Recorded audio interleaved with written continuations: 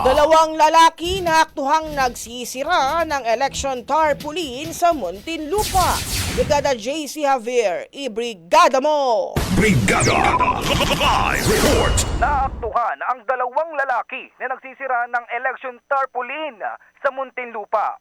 Batay sa video na ibinahagi ni Mayor Rufy Biazon sa kanyang social media accounts nitong January 28, nakita ang dalawang kabataan na nagsisira ng tarpaulin na agad niyang ipinahahanap.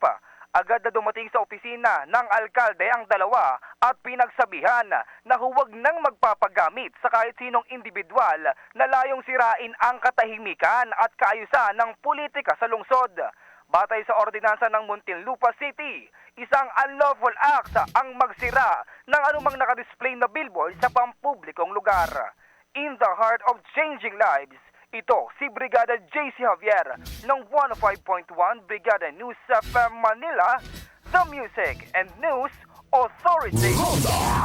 Brigada! Ang bahaging ito ay hatid sa atin ng Yummy-Vit ES3 Syrup. Simulang tuparin ang pangarap ng iyong anak. And stunting now!